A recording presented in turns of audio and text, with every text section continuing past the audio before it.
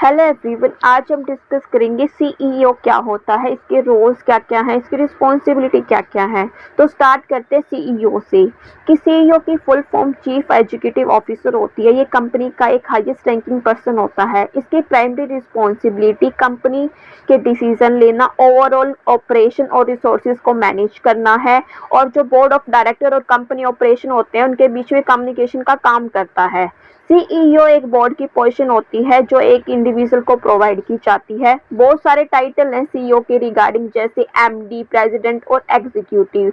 जो हमारे सीईओ का रोल है ना, वो हमारी कंपनी के ऊपर डिपेंड करता है कि हमारा कंपनी का साइज कैसा है, ओवरऑल स्ट्रक्चर कैसा है।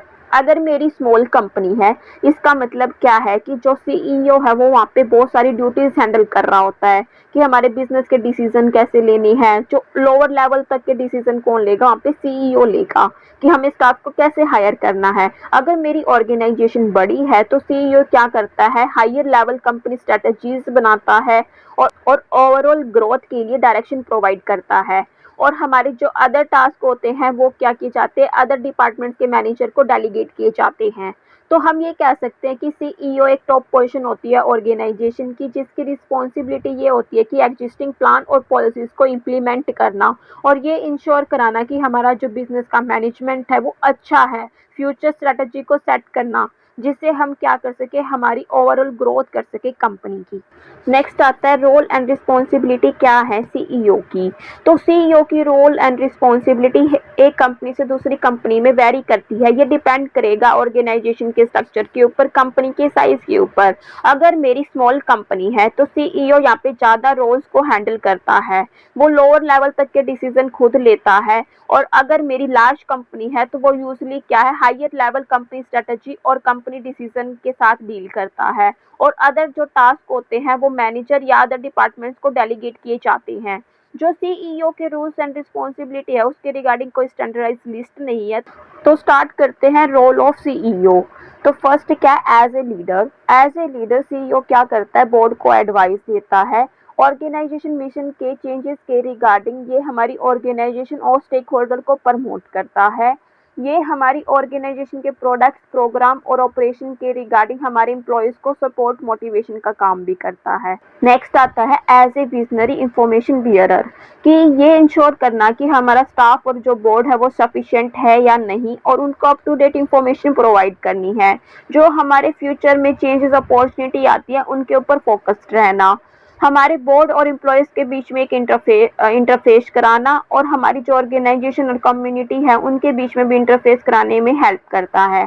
नेक्स्ट आता है एज अ डिसीजन मेकर, कि बोर्ड द्वारा रिकमेंड की गई पॉलिसी और प्लान को फॉर्मुलेट करना है। नेक्स्ट आता है स्टाफ को ऑपरेशनल कोर्स ऑफ एक्शन के लिए गाइडलाइंस प्रोवाइड करना। नेक्स्ट आता है एज ए मैनेजर, क्या रोल है सीईओ के, कि जो हमारे ऑर्गेनाइजेशन के ऑपरेशन है उनके साथ कनेक्ट रहना, हमारे प्लान्स को इम्प्लीमेंट करना, ऑर्गेनाइजेशन के ह्यूमन रिसोर्सेज को मैनेज करना, ऑर्गेनाइजेशन में फाइनेंशियल और फिजिकल रिसोर्सेज को मैनेज करना। नेक्स्ट आता है एज ए बोर्ड डेवलपर, कि बोर्ड डेवलपर के रूप में सीईओ के क्या रोल हैं। तो फर्स्ट एक है कि बोर्ड मेंबर को सिलेक्शन और इवैल्यूएशन के लिए असिस्ट करना है, रिकमेंडेशंस को बनाना है, और ओरिएंटेशन और सेल्फ इवैल्यूएशन के टाइम पर बोर्ड को सपोर्ट करना है। ठीक है, बोर्ड सपोर्ट करना है जब हमारा सीईओ इवैल्यूएशन होता है। तो ये इसकी क्या थी, रोल थे हमारे सीईओ के। तो नेक्स्ट आता है रिस्पॉन्सिबिलिटी क्या क्या है सीईओ की, कि हमारे जो मेजर फंक्शन और रिस्पॉन्सिबिलिटी है ना एक सीईओ की, वो हमारी कोई स्टैंडर्डाइज लिस्ट नहीं है। ठीक है, तो इसके लिए कुछ है ना मेजर फंक्शंस है जो एक सीईओ को परफॉर्म करने होते हैं। तो फर्स्ट क्या है, बोर्ड एडमिनिस्ट्रेशन एंड सपोर्ट। तो ये बोर्ड ऑपरेशन और एडमिनिस्ट्रेशन में हमें बोर्ड मेंबर को एडवाइस और इंफॉर्मेशन प्रोवाइड करता है। ये स्टाफ और बोर्ड के क्या है इंटरफेसिंग में भी हेल्प करता है। ये हमारे जो सीईओ इवैल्यूएशन होता है तो उसके लिए बोर्ड को सपोर्ट करता है। नेक्स्ट आता है programme, product and service delivery. ये हमारे प्रोडक्ट के design, marketing, promotion, delivery, product की क्वालिटी और हमारी सर्विसेज के ऊपर क्या है निगरानी रखता है। नेक्स्ट आता है financial, tax, risk and facility management, कि सीईओ क्या करता है, करंट लॉ एंड रेगुलेशन के अकॉर्डिंग हमारा जो गाइडलाइंस है उनको फॉलो करता है। वो क्या करेगा, जो बोर्ड द्वारा बजट अप्रूवल किया गया है उस बजट के अकॉर्डिंग हमारी रिसोर्सेज को मैनेज करता है। नेक्स्ट आता है ह्यूमन रिसोर्सेज मैनेजमेंट कि CEO authorise personal policy and procedure के अकॉर्डिंग हमारे ह्यूमन रिसोर्सेज को मैनेज करता है। वो ये कंफर्म करता है कि ये हमारी पॉलिसीज करंट लॉ और रेगुलेशन के अकॉर्डिंग होनी चाहिए। नेक्स्ट आता है community and public relation. CEO को ये श्योर करना है कि हमारे प्रोडक्ट्स एंड सर्विसेज और मिशन के रिगार्डिंग रेलेवेंट स्टेक होल्डर को कि हमारी ऑर्गेनाइजेशन की स्ट्रॉन्ग और पॉजिटिव इमेज है।